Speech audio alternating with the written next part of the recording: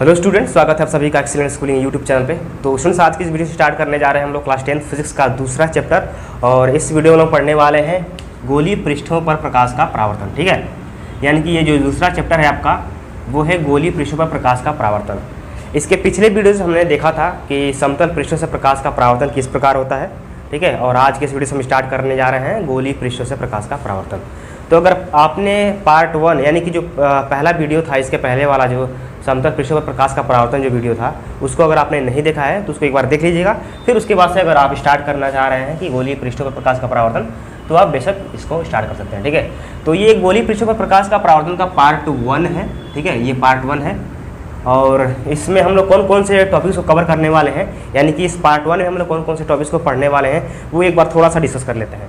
तो इस वीडियो का सबसे पहला जो टॉपिक हमारा होगा वो होगा गोलीय दर्पण। ठीक है, हम इस वीडियो में जानेंगे कि गोलीय दर्पण क्या होता है। इस टॉपिक के अंतर्गत गोलीय दर्पण क्या होता है, गोलीय दर्पण के प्रकार कितने होते हैं, ठीक है, वो जानेंगे। फिर उसके बाद से हमारा जो दूसरा टॉपिक होगा वो होगा गोलीय दर्पण के उपयोग।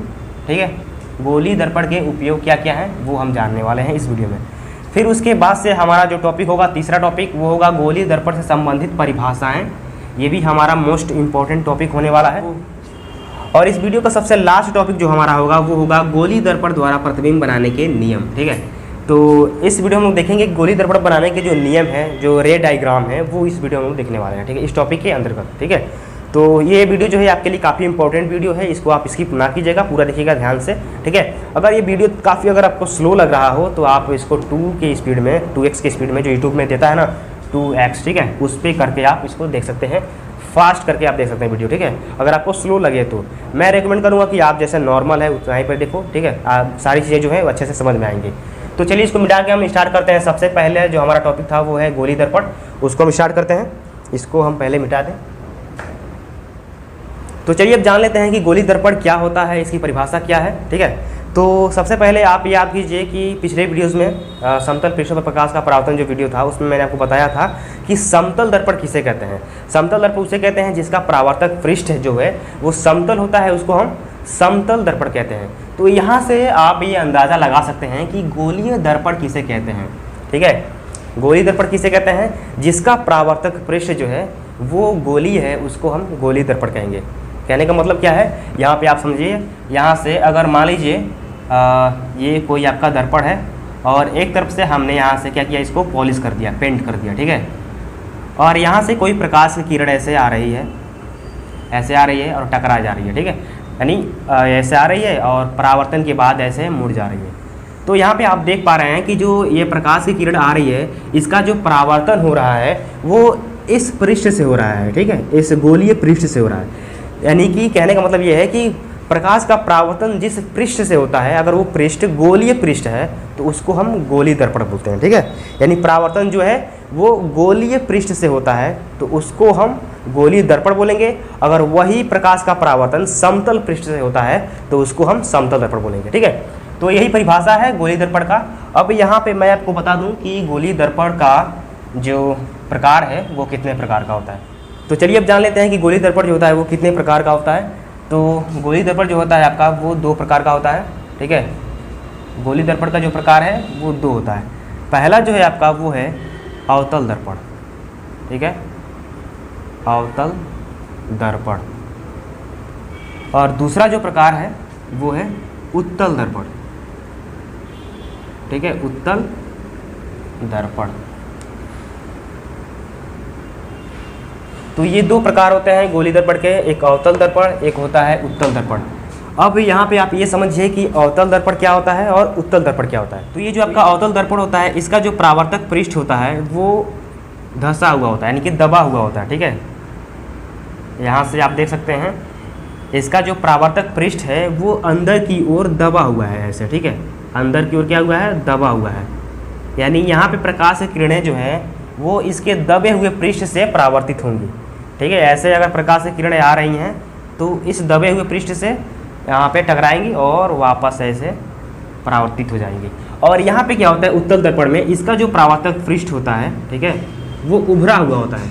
यानी कि जो परावर्तन होता है वो उभरे हुए पृष्ठ से होता है। ठीक है, ऐसे प्रकाश की किरण ऐसे आ रही है, ठीक है, तो टकराने के बाद से इसके उभरे हुए पृष्ठ से परावर्तित होंगी। ठीक है। यहाँ पे आप देख सकते हैं ये जो परावर्तक पृष्ठ जो है वो उभरा हुआ है, ठीक है। तो यही अंतर है अवतल दर्पण और उत्तल दर्पण में। अवतल दर्पण में क्या होता है, अवतल दर्पण में जो उसका परावर्तक पृष्ठ होता है वो धंसा हुआ होता है, यानी कि दबा हुआ होता है। और उत्तल दर्पण में क्या होता है, उत्तल दर्पण में जो परावर्तक पृष्ठ होता है वो उभरा हुआ होता है, ठीक है। बस यही बेसिक अंतर है अवतल दर्पण और उत्तल दर्पण में। तो चलिए अब हम दूसरा टॉपिक देख लेते हैं, इसको मिटाते हैं। हमारा जो दूसरा टॉपिक है वो है कि गोलीय दर्पण का प्रयोग क्या है, उपयोग क्या है, ठीक है। आखिर हम ये गोलीय दर्पण जो है वो पढ़ रहे हैं, तो इसको हम क्यों पढ़ रहे हैं, क्या इसका उपयोग है हमारे जीवन में, वो हम यहाँ पे देख लेते हैं, ठीक है। तो चलिए अब जान लेते हैं कि अवतल दर्पण और उत्तल दर्पण का क्या उपयोग है हमारे जीवन में। तो यहाँ पे आप देख सकते हैं पहला जो अवतल दर्पण का उपयोग है वो ये है कि आँख, दांत, नाक, गले आदि की जांच करने में, ठीक है। यानी कि जो डॉक्टर होते हैं, आप जाओगे जब भी डॉक्टर के पास, जो दांत वाले डॉक्टर होते हैं वहाँ पे आप जाओगे तो वो एक छोटा सा अवतल दर्पण लेते हैं और उससे क्या करते हैं वो लोग, प्रकाश की किरणें जो है वो आपतित करा करके आँख, नाक, दांत, जितने भी ये आपके अंग होते हैं, आँख, दांत, नाक, ठीक है, और गले, इनकी ये जांच करते हैं किससे, अवतल दर्पण से, ठीक है। जो अवतल दर्पण होता है वो उनका छोटा सा अवतल दर्पण होता है, उससे वो प्रकाश की किरणें करेंगे, आपतित कराएंगे, परावर्तित कराएंगे और वहाँ से उसकी जांच कर लेंगे आँख की, नाक की और आपके दांत की, ठीक है। और दूसरा जो है अवतल दर्पण का उपयोग वो है बड़ी फोकस तथा बड़े द्वारक के अवतल दर्पण का उपयोग दाढ़ी बनाने में किया जाता है, ठीक है। यानी कि शेविंग में भी अवतल दर्पण का उपयोग किया जाता है, ठीक है। जो शेविंग होता है, जैसा कि ये आपका दाढ़ी हो गया, मूछ हो गया, इसको बनाने के लिए हम क्या करते हैं, बड़ी फोकस तथा बड़े द्वारक के अवतल दर्पण का उपयोग करते हैं। और तीसरा जो है इसका उपयोग वो ये है कि सौर भट्टियों में सूर्य के प्रकाश को केंद्रित करने के लिए बड़े अवतल दर्पण का उपयोग किया जाता है, ठीक है। सौर भट्टियाँ जो होती हैं, बड़ी बड़ी भट्टियाँ होती हैं, वहाँ पे प्रकाश के जो भी सूर्य के प्रकाश की किरणें आ रही हैं उनको एक जगह एकत्रित करने के लिए, केंद्रित करने के लिए हम यहाँ पे अवतल दर्पण का उपयोग करते हैं। उसके बाद से जो चौथा है उपयोग इस अवतल दर्पण का वो है टेबल लैंपों की शेडों में, ठीक है। यानी कि जो हम टेबल लैंप लेकर के पढ़ाई करते हैं उसमें जो आप देखते हो ऐसा लगा होता है वो क्या होता है, वो आपका अवतल दर्पण ही होता है, ठीक है। यानी उससे क्या होता है, उससे ये होता है कि कम स्थान को आप खूब ज़्यादा उजाला कर सकते हो, ठीक है। काफ़ी प्रकाश कर सकते हो काफ़ी कम ही जगह को, ठीक है। यानी छोटे से जगह को, थोड़े से जगह को आप अधिक प्रकाशित करना चाहते हो तो वहाँ पे आप अवतल दर्पण का उपयोग कर सकते हो। चलिए अब उसके बाद से आप देख सकते हैं यहाँ पे पांचवा जो है वो ये है कि वाहनों तथा रेल इंजनों आदि के लैंपों में परावर्तक के रूप में किया जाता है। यानी अवतल दर्पण का उपयोग जो है वो वाहनों, रेल इंजनों और सर्च लाइट जो होते हैं इन सब में, स्टीमरों में भी इसका प्रयोग किया जाता है, ठीक है। तो इसको आप याद कर लीजिएगा अच्छे से। और उसके बाद से अवतल दर्पण हो गया, आप उत्तल दर्पण समझ लीजिए। उत्तल दर्पण का उपयोग कहाँ कहाँ होता है, तो उत्तल दर्पण का उपयोग जो है वो वाहनों के साइड दर्पण में, ठीक है। जो मोटरसाइकिल होता है, कार होता है, उसके साइड में जो ये लगा होता है, साइड पीछे के वाहनों को देखने के लिए, यानी कि पीछे का जितना भी बड़ा क्षेत्र है उसको आप एक जगह छोटे से दर्पण में देखना चाहते हो तो उसके लिए आपको यूज करना पड़ेगा कौन से दर्पण का, उत्तल दर्पण का, ठीक है, ठीक है। फिर उसके बाद से दूसरा है इसका उत्तल दर्पण का उपयोग वो यह है कि सड़कों, बाजारों आदि जगहों पर लगे हुए लैंपों में परावर्तक पृष्ठ के रूप में किसका उपयोग किया जाता है, उत्तल दर्पण का, ठीक है। इससे क्या होता है, इससे ये होता है कि बाज़ारों में और सड़कों के किनारे जितने भी जगह होते हैं काफ़ी बड़े क्षेत्र में होते हैं, तो उन काफ़ी बड़े क्षेत्रों को अगर प्रकाशित करना है, यानी जो काफ़ी जगहों को अगर प्रकाशित करना है तो उसके लिए आपको उत्तल दर्पण उपयोग करना होगा, ठीक है। और कम जगहों को प्रकाशित करना है तो इसका उपयोग करेंगे हम अवतल दर्पण का, ठीक है। तो ये था गोलीय दर्पण के उपयोग, अवतल दर्पण और उत्तल दर्पण का। इसको आप अच्छे से नोट डाउन कर लीजिएगा, फिर इसको याद कर लीजिएगा। अब हम चलते हैं नेक्स्ट टॉपिक की तरफ, ठीक है। इसको पहले मिटाते हैं। तो अब जो हमारा टॉपिक है वो है गोलीय दर्पण से संबंधित परिभाषाएं, ठीक है। तो इसके अंतर्गत हम जानेंगे कि दर्पण का ध्रुव क्या होता है, वक्रता केंद्र क्या होता है, वक्रता त्रिज्या, अभिलंब, मुख्य अक्ष, दर्पण का द्वारक, ये सभी चीज़ें हम जानेंगे। और भी हैं उनको भी हम जानेंगे, पहले इतना हम पहले जान लेते हैं, ठीक है। तो सबसे पहले ये जान लेते हैं कि दर्पण का ध्रुव किसे कहते हैं, ठीक है। दर्पण का ध्रुव यानी कि गोलीय दर्पण का ध्रुव, ये मान लीजिए आपका है गोलीय दर्पण, ठीक है। ये आपका अवतल दर्पण है, इसका ध्रुव कहाँ होगा, इसका ध्रुव जो होगा वो इस परावर्तक पृष्ठ के बिल्कुल मध्य बिंदु यानी कि यहाँ पे, ठीक है, यहाँ पे होगा इसका ध्रुव, ठीक। ध्रुव किसे कहते हैं, दर्पण के मध्य बिंदु को, यानी उसका जो परावर्तक पृष्ठ होता है उस परावर्तक पृष्ठ के मध्य बिंदु को हम क्या बोलते हैं, ध्रुव बोलते हैं। ठीक है, इसको हम P से, ठीक है, अंग्रेजी के लेटर P से हम इसको संकेत करते हैं। ठीक है, इसको दिखाते हैं। अब मान लीजिए कि ये आपका कोई उत्तल दर्पण है। ठीक है, अगर उत्तल दर्पण है तब इसका जो ध्रुव होगा वो भी क्या होगा, इस परावर्तक पृष्ठ के, ठीक है, मध्य बिंदु को हम ध्रुव बोलेंगे। ठीक है, यानी अवतल दर्पण और उत्तल दर्पण दोनों ही दर्पणों के लिए जो ध्रुव होता है वो सेम होता है। ठीक है, परावर्तक पृष्ठ को हम क्या बोलते हैं, उसके मध्य बिंदु को हम क्या बोलते हैं, ध्रुव बोलते हैं। याद रखिएगा, दर्पण के परावर्तक पृष्ठ के बिल्कुल मध्य बिंदु को हम ध्रुव बोलते हैं और इसको हम P से दर्शाते हैं। ठीक है, और इसके बाद से वक्रता केंद्र समझ लीजिए। वक्रता केंद्र को समझने के लिए सबसे पहले तो आप इस वर्ड का मीनिंग समझिए। इतना जो है, इतना वक्र, वक्र किसे कहते हैं आप सबको पता होगा। वक्र, ये आपको पता होगा कि ये इसे आप क्या बोलोगे, इसे आप लाइन बोलोगे। लाइन बोलोगे ना, इसको क्या बोलोगे, लाइन। जो सीधा होता है उसको आप लाइन यानी रेखा बोलते हो। अगर इसी रेखा को, इसी लाइन को अगर मैं ऐसे बेंड कर दूं, ठीक है, ऐसे मोड़ दूं, तब ये क्या हो गया, ये हो गया चाप, चाप। ठीक है, यानी कि वक्र हो गया, वक्र। ठीक है, तो ये वक्रता केंद्र जो है आप अभी इसको भूल जाओ। ठीक है, अभी आप इससे समझो। मान लो आपका जो गोली दर्पण क्या होता है, आपका गोली दर्पण एक गोले का भाग होता है और ये जो गोला है, ये मान लीजिए गोला है, कांच का गोला है। ठीक है, और ये गोला, कांच का जो गोला है ये खोखला है, अंदर से कुछ है नहीं इसके अंदर। ठीक है, ये बिल्कुल खोखला है। गेंद जैसे होता है, आप सबको पता होगा, जो गेंद होता है जो जंप करता है, ठीक है, जंपर जैसे बोलते हैं आप लोग, उसमें अंदर क्या होता है, अंदर कुछ नहीं होता, वो खोखला होता है। ठीक वैसे ही आपका ये कांच जो है वो गोलीय है, यानी गोले का आकार का है और इसके अंदर कुछ भी नहीं है, ये खोखला है। ठीक है, यानी ये कांच के खोखले गोले को अगर आप इतना सा ये वाला काट करके अलग कर दो ऐसे, ठीक है, तो अब ये क्या कहा जाएगा, अब ये वक्र कहा जाएगा। ठीक है, क्योंकि थोड़ा सा ये आप देख सकते हो, थोड़ा सा ऐसे है, बेंड है, ये क्या हुआ, आपका वक्र हो गया। ठीक है, अब इसी वक्र को हम ऐसे अगर पेंट कर दें तब ये हमारा बन जाता है गोलीय दर्पण। ठीक है, यानी जो गोली दर्पण होता है वो किसी खोखले गोले का क्या होता है, कटा हुआ भाग होता है। तो ये आपका खोखला गोला था और इस खोखले गोले को हमने काट करके यहाँ पे अलग कर दिया। अब ये बन गया आपका गोलीय दर्पण।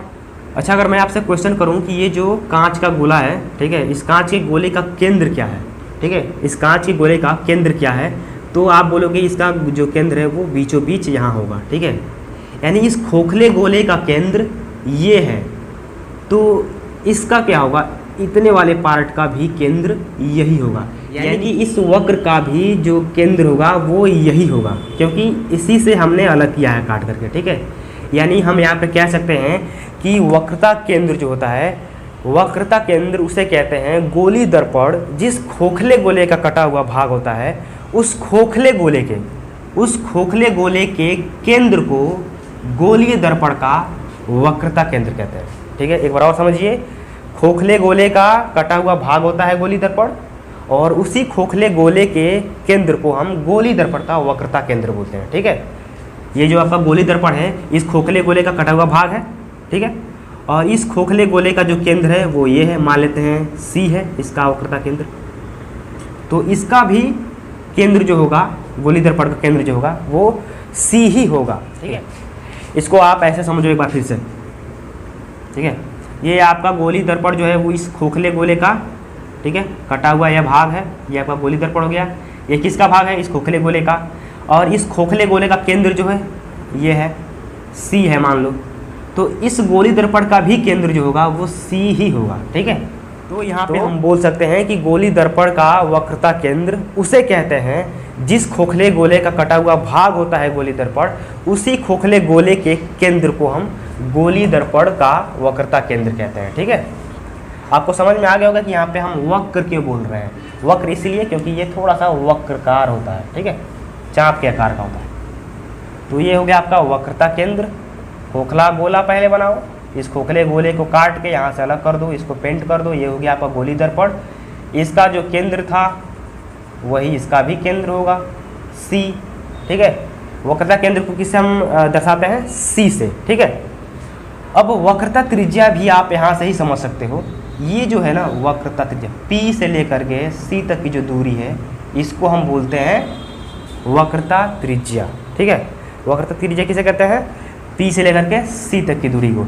लेकिन कहोगे आप इसकी परिभाषा में क्या बोलोगे कि गोली दर्पण जिस खोखले गोले का कटा हुआ भाग होता है उस खोखले गोले की त्रिज्या को हम इस गोली दर्पण की त्रिज्या बोलते हैं। ठीक है, क्या बोलते हैं फिर से समझिए, गोली दर्पण जिस खोखले गोले का कटा हुआ भाग होता है उसी खोखले गोले की त्रिज्या को हम इस गोली दर्पण की वक्रता त्रिज्या बोलते हैं। ठीक है, तो यहाँ से इसकी भी परिभाषा हो गई। ठीक है, वक्रता त्रिज्या। अभिलंब क्या होता है? अभिलंब जो होता है आपका, ये मान लो ये है आपका, क्या है आपका, ये अवतल दर्पण है। ठीक है, अब इस अवतल दर्पण पे जितने भी बिंदु हैं इन सभी बिंदुओं को, यहाँ पे कहीं भी ये पूरा जो है आपका दर्पण, इस पे कितने भी बिंदु हों उन सभी बिंदुओं को अगर आप, ठीक है, अगर आप वक्रता केंद्र से मिला रहे हो, सी से अगर मिला रहे हो, तो ये जो रेखा है इस बिंदु पे क्या होगी, लंब होगी।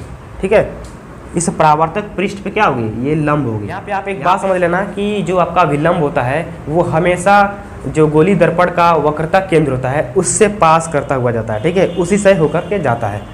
ठीक है, ये तो आपका हो गया वक्रता केंद्र, और ये जो रेखा है ये अभिलंब है।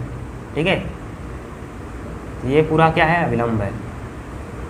गोली दर्पण के किसी भी बिंदु को अगर आप मिलाओ, अगर वो वक्रता केंद्र से आप मिलाते हो, तब वो रेखा उस बिंदु पे क्या होगी, लंब होगी। ठीक है, उस परावर्तक पृष्ठ पे लंब होगी। तो इतना तो समझ लो आपकी, जो आपका लंब होता है वो क्या होता है, हमेशा सेंटर से पास करता है, यानी कि केंद्र से, वक्रता केंद्र से पास करता है। ठीक है, अब आपका मुख्य अक्ष है, यहाँ पे आप देख सकते हो मुख्य अक्ष। मुख्य अक्ष क्या होता है, तो ये है आपका गोली दर्पण। ठीक है, और ये है आपका ध्रुव। ठीक है, आपने जान लिया कि ध्रुव क्या होता है, परावर्तक पृष्ठ के मध्य बिंदु को हम ध्रुव बोलते हैं।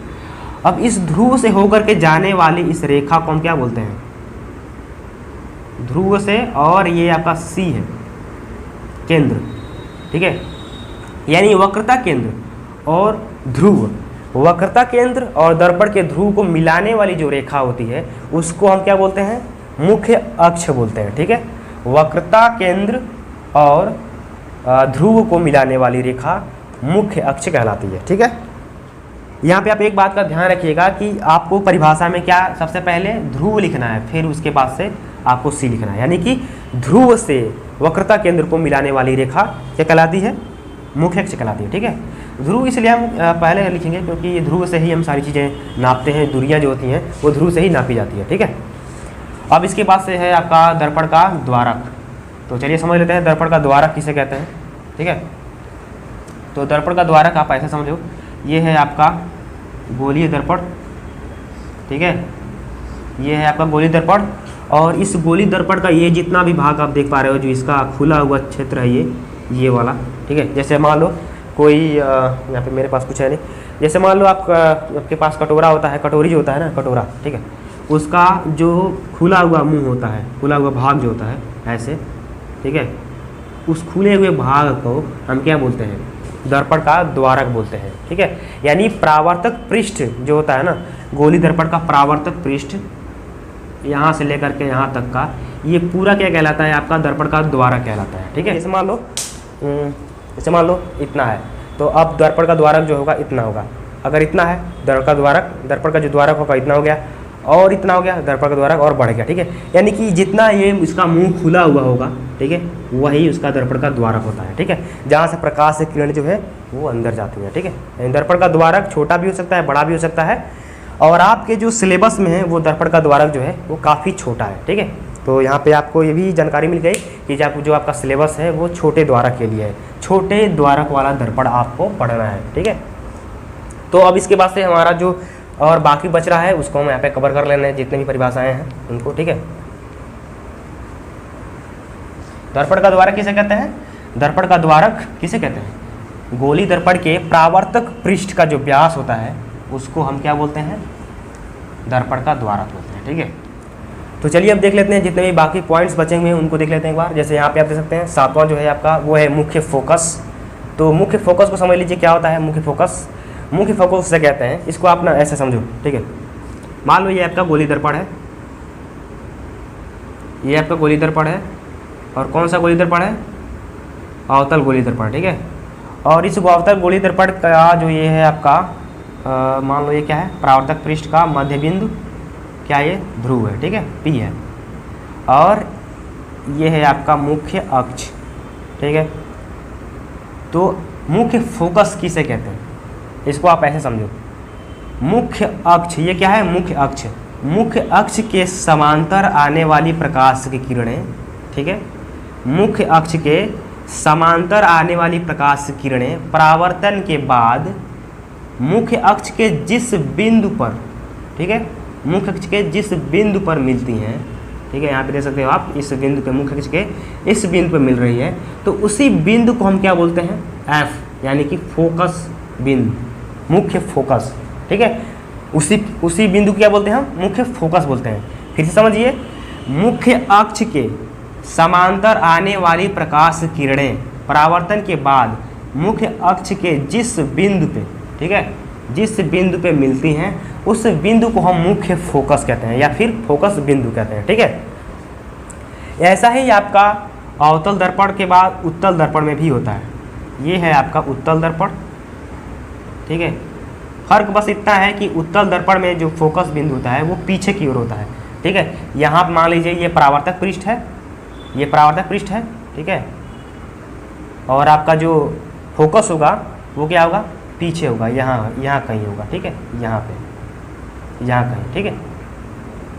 लेकिन यहाँ पे आप देख सकते हैं अवतल दर्पण में क्या होता है, परावर्तक पृष्ठ के आगे है, लेकिन यहाँ पे उत्तल दर्पण में परावर्तक पृष्ठ के पीछे होता है, ठीक है, फोकस। इसको आप कैसे समझोगे, इसको आप ऐसे समझो कि ये है आपका मुख्य अक्ष, ठीक है, ये है आपका मुख्य अक्ष, ये पूरा है आपका मुख्य अक्ष, ठीक है। और इस मुख्य अक्ष के समांतर आने वाली प्रकाश किरणें, ठीक है, समांतर आने वाली प्रकाश किरणें परावर्तन के बाद, ठीक है, परावर्तन के बाद मुख्य अक्ष के जिस बिंदु से आती हुई प्रतीत होती है, ठीक है। देख लो यहाँ पे इस बिंदु से ऐसा लग रहा है कि ये प्रकाश की किरणें ऐसे ऐसे ऐसे इधर जा रही है, ठीक है, इधर।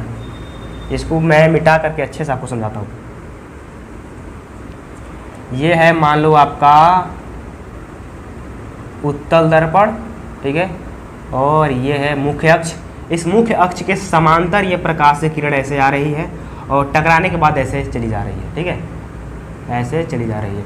अगर मैं आपसे बोलूं, ठीक है, कि इसको आप ऐसे आप इसको ढक लो, ठीक है। अब आपको कैसा लग रहा है, आपको ऐसा प्रतीत होगा कि ये जो प्रकाश की किरण ऐसे जा रही है, ये वाली, ठीक है, ये वाली, ये जो प्रकाश की किरण जा रही है, ऐसा आपको लग रहा है, ऐसा प्रतीत होगा आपको कि ये जो प्रकाश की किरण है यहाँ कहीं से आ रही है, ठीक है। इसको अगर मैं ढक देता हूँ तब यहाँ से कहीं से आ रही है, ठीक है। तो यहाँ पे हम बोल सकते हैं कि मुख्य अक्ष के समांतर आने वाली प्रकाश की किरण परावर्तन के बाद जिस बिंदु से आती हुई प्रतीत हो, उस बिंदु को हम क्या बोलते हैं, क्या बोलते हैं, फोकस बिंदु बोलते हैं, ठीक है, फोकस, मुख्य फोकस बोलते हैं। तो आप ये भी बोल सकते हो कि मुख्य अक्ष के समांतर आने वाले प्रकाश की किरण परावर्तन के बाद जिस मुख्य अक्ष के जिस बिंदु पे मिलती हैं या मिलती हुई प्रतीत होती हैं, उसको हम क्या बोलते हैं, मुख्य फोकस बोलते हैं। एक बार और समझिए, गोलीय दर्पण के मुख्य अक्ष के समांतर आने वाली प्रकाश की किरणें परावर्तन के बाद मुख्य अक्ष के जिस बिंदु पे मिलती हैं या मिलती हुई प्रतीत होती हैं, आती हुई प्रतीत होती हैं, उसको हम क्या बोलते हैं, मुख्य फोकस बोलते हैं, ठीक है। अब यहाँ पे आप समझो फोकस दूरी क्या होता है, ठीक है। फोकस दूरी किसे कहते हैं, आप फोकस दूरी ऐसे यहीं से पता कर सकते हो। फोकस दूरी क्या होता है, P से लेकर के, ठीक है, ये आपका P था, ठीक है, P से लेकर के F तक की दूरी क्या होती है, फोकस दूरी। P से लेकर के F तक की दूरी क्या होती है, फोकस दूरी, ठीक है। इसको हम स्मॉल f से दर्शाते हैं, ठीक है। फोकस दूरी यह है आपका फोकस दूरी। आप एक बार और अच्छे से समझ लो, ये है मान लो आपका कोई दर्पण, ठीक है, और इस दर्पण का ये है आपका ध्रुव, ठीक है, ये है दर्पण का ध्रुव, और इस दर्पण के ध्रुव का ये है आपका इस दर्पण का मुख्य अक्ष, और यहाँ पे है मान लो F, मुख्य फोकस, ठीक है, मुख्य फोकस है आपका। और P से लेकर के F तक की जो दूरी है, यानी दर्पण के ध्रुव से लेकर मुख्य फोकस तक की जो दूरी है, उसको हम क्या बोलते हैं, फोकस दूरी। दर्पण के ध्रुव से लेके F तक की दूरी यानी मुख्य फोकस तक की दूरी को हम क्या बोलते हैं, फोकस दूरी बोलते हैं, ठीक है। आई थिंक आपको समझ में आ गया होगा। अब समझ लेते हैं फोकस तल, सबसे इंपॉर्टेंट टॉपिक, फोकस तल क्या होता है। तो इसको आप ऐसे समझो, फोकस तल क्या होता है। फोकस तल जो होता है वो मुख्य अक्ष पे क्या होता है, लंब होता है, और वो कहाँ से होकर के जाता है, कहाँ से गुजरता है, वो मुख्य फोकस से होकर गुजरता है। जैसे यहाँ पे है आपका कोई दर्पण, ये है आपका अवतल दर्पण, हम केवल अवतल दर्पण ही क्यों ले रहे हैं भाई, चलिए ये आसान रहता है थोड़ा। ये है आपका ध्रुव, ठीक है, और ये है मुख्य अक्ष। तो आपका जो फोकस तल होगा, यहाँ पे मान लो आपका कोई है एफ बिंदु, यानी फोकस, आपका मुख्य फोकस जो है वो यहाँ पे है। तो मुख्य फोकस से होकर जाने वाली, मुख्य फोकस से होकर जाने वाली सतह या फिर समतल, ठीक है, मुख्य फोकस से होकर जाने वाला जो समतल, जो तल है, उसी तल को हम क्या बोलते हैं, फोकस तल बोलते हैं। और ये जो फोकस तल है वो मुख्य अक्ष पे क्या होता है, 90 अंश का कोण बनाता है। यानी कि ये जो फोकस तल है वो क्या होता है, पहली बात तो मुख्य अक्ष पे क्या होता है, लंब भी होता है, और वो कहाँ से होकर के जाता है, मुख्य फोकस से होकर के जाता है, ठीक है। इसीलिए इसको हम क्या बोलते हैं, फोकस तल बोलते हैं। अच्छा, यहाँ पे आप इसको ऐसे भी बोल सकते हो, जैसे हम इसको मिटा दें अगर, और ये मान लेते हैं कि हमारा कोई दर्पण है, ठीक है, और ये मुख्य अक्ष है और ये पी बिंदु है। इसको हम ऐसे भी बोल सकते हैं, इस फोकस तल को हम ऐसे ही परिभाषित कर सकते हैं कि आपस में समांतर प्रकाश किरणें, ठीक है, आपस में समांतर प्रकाश किरणें परावर्तन के बाद जिस भी बिंदु पे मिलती हैं, ये भी मान लो आपस में समांतर है, परावर्तन के बाद मान लो यहाँ पे मिल रही हैं, मान लो ये भी प्रकाश किरण समांतर है आपस में, परावर्तन के बाद मान लो यहाँ पे मिल रही हैं, ठीक है। तो आपस में समांतर प्रकाश किरणें जिस बिंदु पे मिलती हैं, और वो जो भी बिंदु होता है, यहाँ पे देखो एक बिंदु, दो बिंदु, तीन बिंदु, ये जितने भी बिंदु हैं, ये सभी बिंदु क्या होते हैं, एक तल में होते हैं, एक पृष्ठ में, ठीक है, एक पृष्ठ में होते हैं, ठीक है। यहाँ पे देख रहे हो, यहाँ पे ये प्रकाश की किरण और दोनों प्रकाश की किरणें आपस में समांतर है, टकराने के बाद यहाँ पे मिल रही हैं। यहाँ पे जितने भी प्रकाश किरणें यहाँ यहाँ यहाँ यहाँ कहीं भी, अगर जहाँ भी अगर वो आपस में समांतर हैं, वो कहीं भी मिलेंगी तो इसी तल में ही होंगे, ठीक है, इसी फोकस तल में होंगी, ठीक है। आपस में समांतर प्रकाश की किरणें टकराने के बाद से कहाँ पे मिलती हैं, फोकस तल पे मिलती हैं। फोकस बिंदु कब होता है, फोकस बिंदु जो होता है वो तब के लिए है जब आपका दर्पण का द्वारक जो है वो छोटा है, दर्पण का जो द्वारक होता है वो छोटा होता है, तब समांतर, मुख्य अक्ष से समांतर प्रकाश किरणें आए तो क्या बोलती है, यहाँ पे मिलती हैं, ये हमेशा होता है। लेकिन अगर द्वारक जो है, दर्पण का जो द्वारक है बड़ा है, तब उस केस में कुछ और ही होगा, ठीक है। इतना तो फिक्स है कि फोकस तल क्या होता है, फोकस तल जो होता है वो मुख्य फोकस से होकर के जाता है, ठीक है, और मुख्य अक्ष पे क्या होता है, लंब होता है। इसको आप दूसरे भी भाषा में इसको परिभाषित कर सकते हो, आपस में समांतर प्रकाश से किरणें जिस परावर्तन के बाद जिस बिंदु में मिलती हैं, वो सभी बिंदुएं क्या होती हैं, एक तल में होती हैं, और उसी तल को हम फोकस तल बोलते हैं, ठीक है। आई थिंक आप सबको समझ में आ गया होगा ये पूरा टॉपिक। तो स्टूडेंट्स, आई होप कि आप सबने इस वीडियो में जितने भी टॉपिक्स पढ़ा है उन सभी टॉपिक्स को अच्छे से समझ चुके होंगे आप लोग, ठीक है। इस वीडियो में हम लोगों ने देखा है कि गोली दर्पण क्या होता है, गोली दर्पण का प्रकार, गोली दर्पण का उपयोग, और गोली दर्पण से संबंधित परिभाषाएं क्या क्या हैं, उन सभी टॉपिक्स को हमने इस वीडियो में क्लियर किया है, ठीक है। आई थिंक आप सबको सब कुछ समझ में आ गया होगा। आप चलिए इस वीडियो को यहाँ पे एंड करते हैं, और अगले वीडियो हम देखेंगे कि जो आपका इमेज फॉर्मेशन है, यानी कि किरण आरेख जो है उसको हम देखेंगे, ठीक है, इसके नेक्स्ट वीडियो में। तो उसको आप मिस मत कीजिएगा।